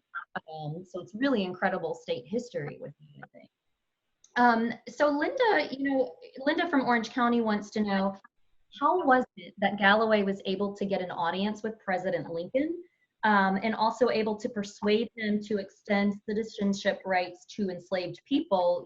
Mike, you even mentioned not only did he get an audience with the president, but he walked right through the front door of that White House, which was not at all the custom of the time. So how did that all play out at a time when this was just unheard of? Mike, you want to take that one or me? Either way. I'll let the historian take the But I will say that is yet another, when I'm doing the Q&As, I remember specifically when I was presenting this in Goldsboro, that one of the state representatives that was there, who is African American, came up to me afterwards, and he was just so excited. He was so excited about hearing about Galloway for the first time, and he wanted to make sure that all of the students in his district knew about Galloway. And he was just so, as a Black man, he was just so proud, and he wanted to talk about the fact that he walked through the front door of the White House when everyone else was walking to the back door of the White House at the time, and Galloway was he had just that much heart, and he was not about to take that road. And the fact that and I remember in reading David about them coming, when they came back to talk about their experience at the White House, you know, several of the individuals in that delegation, they just wanted to talk about how wonderful it was that Lincoln accepted them, right? That was willing to talk to them, whereas Galloway was like, kill that noise. Let's talk about our demands. Let's talk about this and that. So he was really, really ahead of his time. In so many ways. Yeah. I did sympathize with. There's a scene in the book where they go on a speaking tour after the meeting with Lincoln, and the group of 5 or 6 African American leaders that Galloway had led to Lincoln, and one of them, Reverend Felton, that was in one of the pieces I read, is like Mike said, Galloway gives Lincoln no credit at the meeting with Lincoln. He gives no credit anywhere. All he wants is a change in policy. He wants a commitment that African Americans won't just be free, they will have full political rights. You're asking us to fight in the war and die.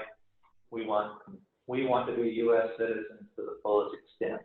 At that point, Lincoln had not promised that. There was no guarantee, even though there's 181,000 African Americans serving in the U.S. Army and Navy.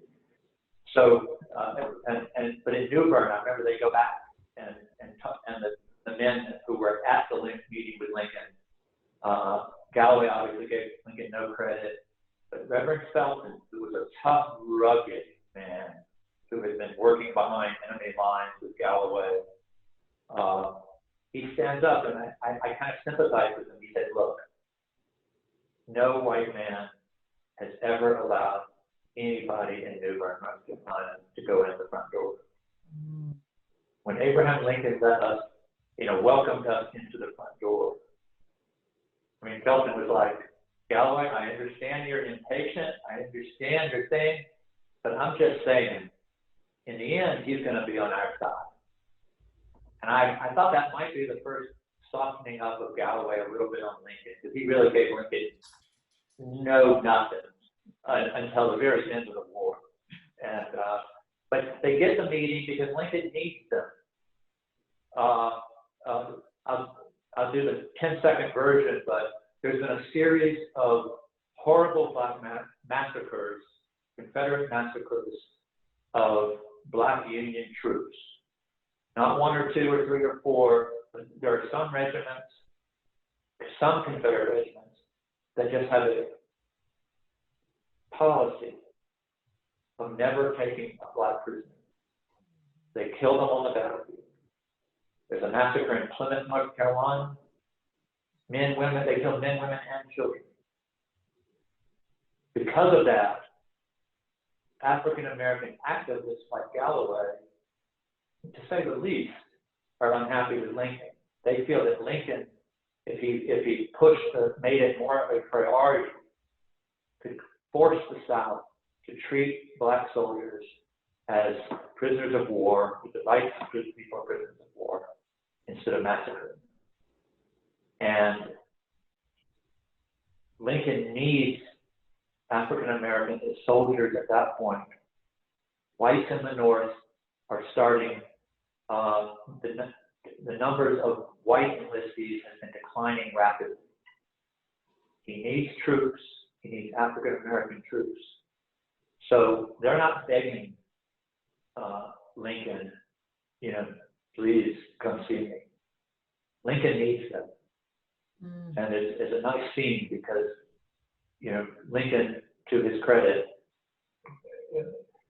does treat them with a great deal of respect, not just the front door, but the way they talk, you know, Felton talks about he had never heard a white man address him as an equal before. And there they are, they're like the, you know, they're like gunfighters. You know, they've just come in from enemy lines. Galloway's probably still wearing his pistols. They're not Frederick Douglass, who we love, but who's by now sort of this accomplished, respectable. They're coming in straight from the field, and it's a lovely moment in American history. Yeah, and you know, just to amplify for all the teachers with us this evening, the fact that one of his demands was education, the schools for the area, I think is just tremendous. You know, I think, as Mike said, he was so, I don't know if he was ahead of his time or ahead of any time, but he's just phenomenal in so many ways.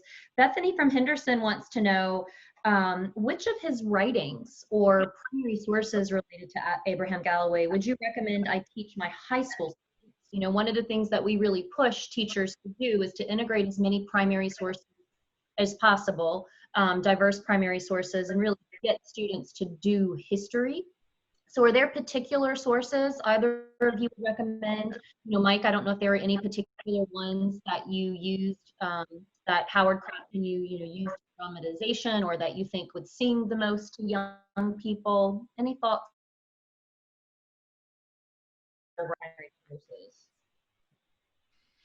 I know for myself,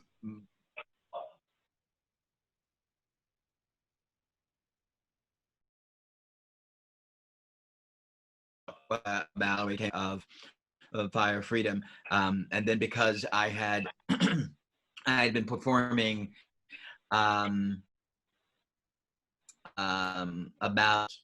Henry Box Brown, William and Ellen Craft, and all of those folks for so long, I used other sources like Once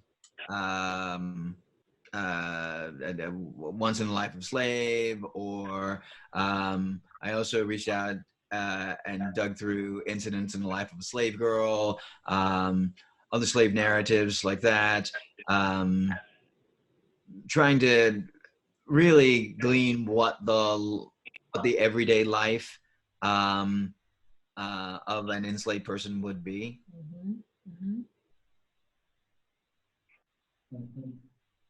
Because Galloway was illiterate or almost illiterate,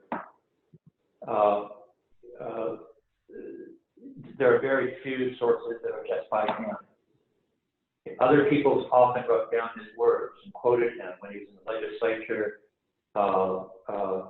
There's a period of 2 or 3 months where a African-American newspaper man from New York City is following him around during the war, writing about him.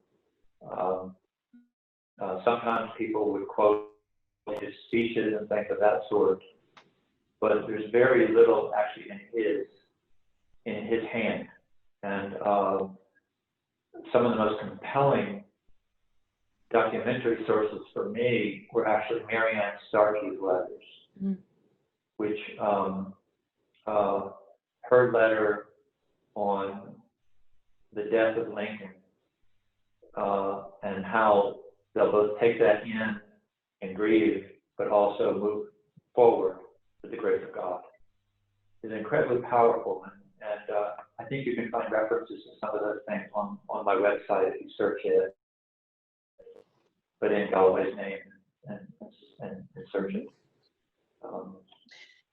So Doug from Kannapolis has a great question, and you guys have mentioned a few of these throughout the conversation, but I just wanted to see if there were any you want to kind of amplify right now. He wants to know, fascinated with the story of Abraham Galloway, as I think we all are, and he's asking, other contemporaries of Abraham Galloway that I'm probably not teaching about that I should be? Who are some other figures from our history who we should be teaching about, especially in terms of resistance? Because I think telling students, showing students this type of history, elevating these types of stories are so important in terms of teaching in a way that empowers our young people and breaks that common narrative, as you mentioned, David, earlier, of this concept of enslaved people as docile and taking everything that was handed to them. That's absolutely just not the case. So I want you to think, off the top of your head, are there some other folks? I'm going to re-mention everybody you've already mentioned. I know Lois Davis wrote in and thought that this story reminded her of Robert Small. And Mike, I know you mentioned the Crafts and their incredible story to freedom. Are there other folks that you would say to teachers, you must include these folks in your history curriculum? Mike had a whole list. Everything Mike has ever done. Right. And will do is relevant to this. True. I had never heard of still before I started researching and performing this, and I felt that and I see him mentioned in small increments here and there, but as an abolitionist, I think very important to the Underground Railroad and abolitionist movement of that time period. Two quick sources, I think, for some ideas just on North Carolina. My first book was called not my first book, but I wrote a book called The Waterman Song that was about enslaved maritime people, fishermen, pilots, sailors, pilots, and their role both in the Underground Railroad, but also in a maritime culture of slave resistance that Gallowa was very much a part of. And sources that my students have always liked is that one of the sources that I used extensively were the slave narratives that are all available online, free, at the website that Christy will send you, basically connected to the Southern Historical Collection at UNC Chapel Hill. And they include some people that are relatively famous now, like Harriet Jacobs, and they include others like Moses Grandy, who was a slave captain of a vessel, and eventually bought much of his family out of freedom. They would all, if there was a slave revolt, slave conspiracy throughout the people escaped, slave watermen and women were behind it somewhere. And they were the connecting threads amongst the enslaved communities, and they tended to have greater access to the news of the world because they were connected to the water and ships and so forth. And I don't want to keep sending people to my website, but it's a great website. If you go and look at the categories, freedom stories or slavery and freedom, I think is another one. You'll see a lot of stories on the resistance on the civil rights movement in the 20th century and in the slavery era, at least in my little part of the world. And I was just going to say that if David doesn't tout his website, I'm going to tout his website, because if you go to David's website, you will find stories. I kid you not. You will find, I would say 90% of those stories are amazing stories, and you've never heard of them. That's what I'm saying. There's 90% of them that individuals and incidents that happened in North Carolina, specifically Eastern North Carolina, that will blow your mind. And I always go to when I go to your website, David, I'm always thinking, oh, there's so many plays to write. Oh. You're getting You'll get harassed them all, Mike, You'll get to them all. Robert Williams play right now, by the way. What's that? Teachers are demanding a play on Robert Williams, and I agree. Can we get you to commit to that on screen here today? There you go. So, you know, Tim Tyson's been trying to get me to adapt Radio Free Dixie for a long time. Yeah. But I will say what's so amazing about the both of you is you've done such amazing work elevating these incredible stories that are part of American history and need to be integrated and told all year, and not just in a special project or a Black History Month. Black history is American history, and I think that you've done such a great job elevating those voices that we can all find hope and inspiration and so many lessons from. So I'm so thankful to both of you for that work that you've done. Thank you, Christy. One thing I would like to add is that one of the lessons to me, and I'm sure for Mike too, about Galloway, that if you can miss Galloway, you can miss anything in our history. And I think his is a remarkable story, but I know from my own work in North Carolina, you can scratch the surface anywhere, and there will be people, men, women, all backgrounds, all everything, that are resistance fighters, who are people, heroes of the graceful and gentle in their example. They're revolutionary, and people who are fighters in a Galloway kind of way. Right. And even when I work with elementary school students, I think it's usually, if you have them, you can almost always find, I like making students the creators of history. And it's not that difficult, because there are such good stories out there that haven't been told. And I find that students of any age love that feeling of personal discovery. It's wonderful to hear about Galloway, but then they find their own, whoever, in their own community. That's right. And they're here. I mean, they're wherever you are. That's right. And and David, I want to quote you for a minute. I read in an interview and I loved this. You said this so eloquently. You said, "In many ways, we have been denied much of the best parts of our past and places and things that happened that we can draw strength from, inspiration from, get a better vision of who we are as we try to fashion a future in this crazy new world that we live in." I thought that was so well said, that we have to do this work and find these stories and elevate these stories, because they also speak so clearly to today, to 2020 as it has in the past. And so I think that's really important marching orders for all of us to do. Your website's a great place to do that. Another site we'll send to you is craftingfreedom.org. The Crafting Freedom Teachers Institute has some great lesson plans and videos, and craftingfreedom.org, of lots of freedom seekers, from the incredible Elizabeth Keckley, who went from being enslaved to basically seamstress to the stars. She was married Todd Lincoln and became her confidant.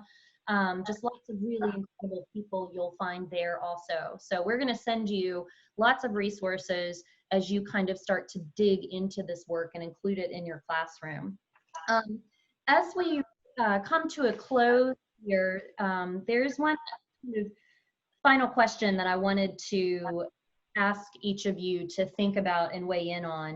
One of the things that we believe at Carolina K-12 and with this collaboration with the museum is that teaching history of any kind, when you're doing that, you have to show the connections and the through lines to today, right? Like, history is still very much with us. And Mike, I know so many of your plays show this so well.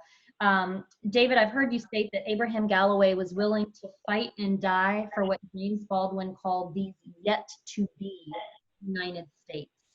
And given all that has taken place recently, just in these past months alone, what do both of you think that this history can really teach us about today as we continue on in our fight regarding these yet to be United States? What are your parting words of advice? What do we need to learn? What do we need to think about? And what do we need to do with this? Good question, right? I would say go out of your way to find those parallel lives, find those parallel moments in history when your county or even the state standards say learn this. If there is at all a possibility, especially during these times of virtual learning, if there is at all a possibility of taking that North Carolina standard and saying, okay, they've asked us to learn this, okay, but let's also find the parallel life moment in history or individual that also is this Black and brown story or over here that we've not learned and we've not been able to share with our students. I think that history is wrought with that. So many moments, as we have been saying, are wrought with moments of parallel histories, and even when a particular moment is not happening at the same time as another moment, there are still parallels to be found in these histories. And so therefore it's challenging you, but it's also challenging your students' notion of what is freedom and what is patriotism and what is a freedom fighter.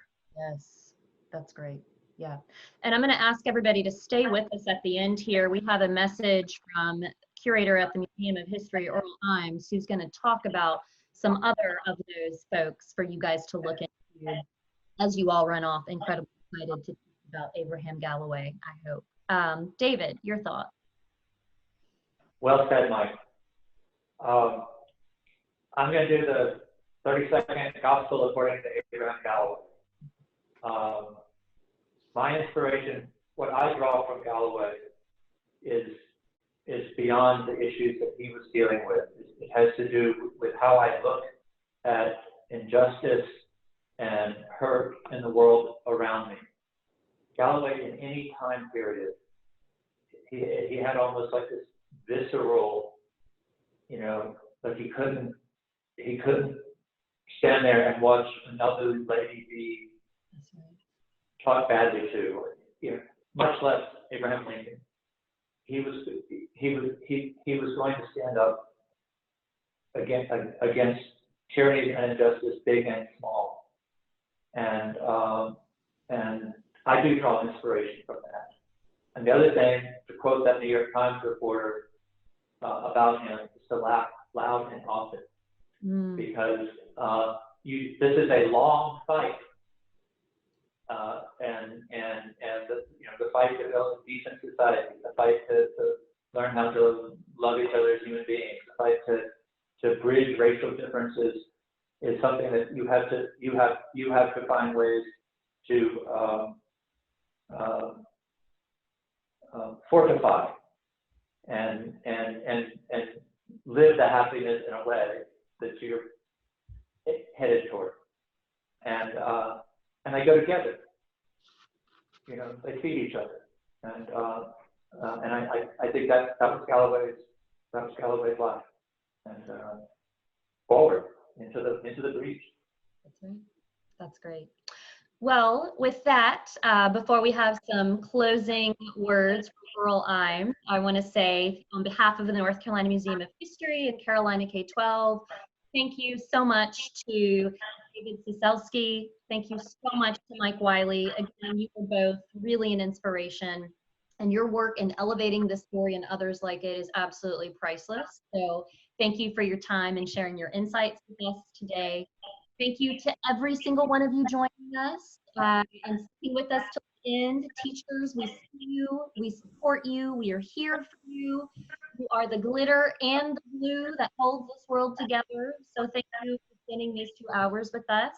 And thank you, of course, to the Great Leader Foundation for supporting us in this work and for supporting professional development for teachers in general.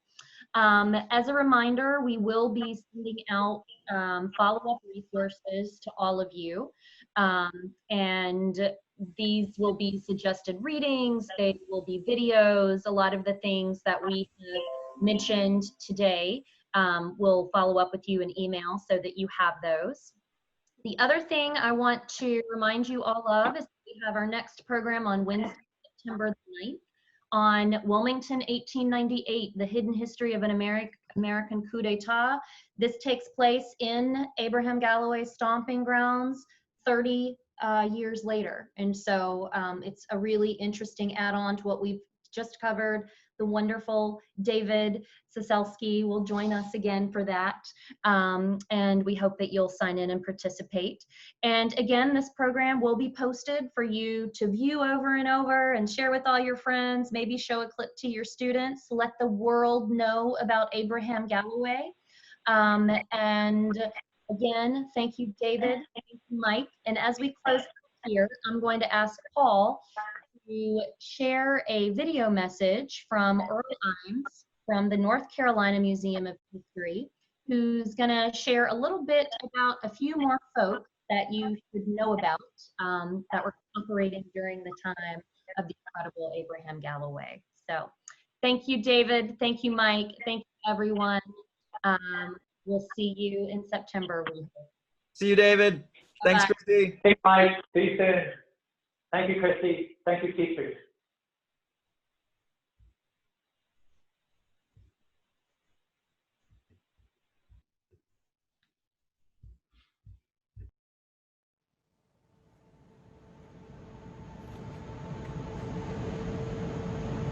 Hello, I'm Earl Imes, curator of African American agriculture and community history here at your North Carolina Museum of History.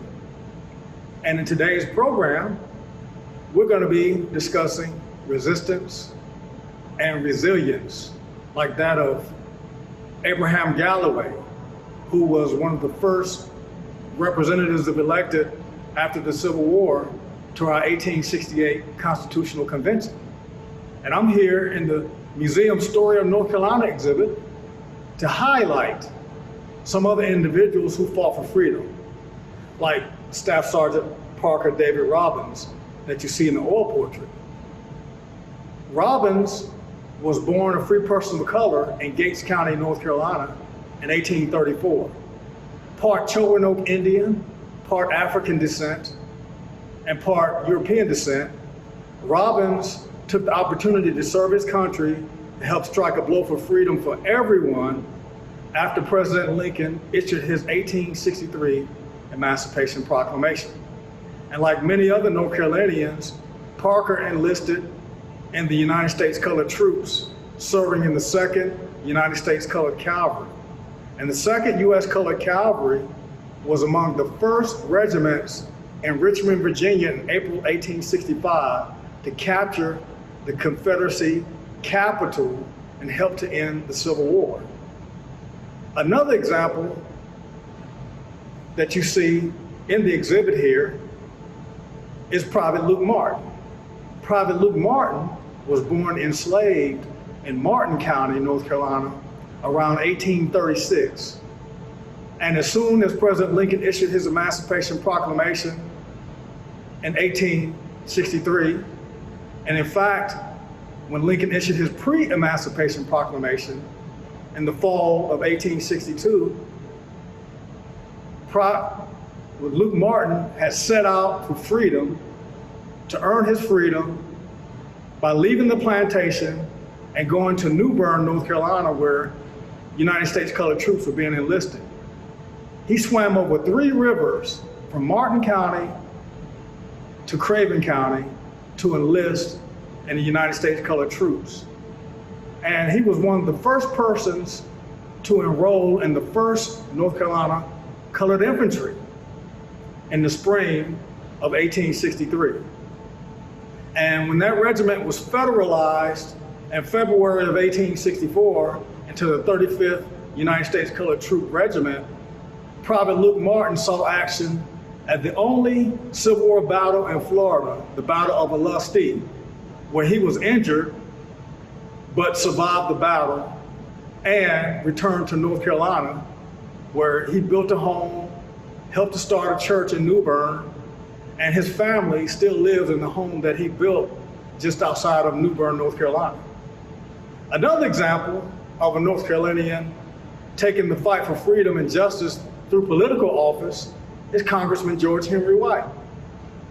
And Congressman White was born enslaved in Bladen County, North Carolina. And when he was 5 years old, his mother passed away, and he was adopted by the Spalding family in Bladen County, a family of free people of color who educated him at Lumberton and sent him to college at Howard University.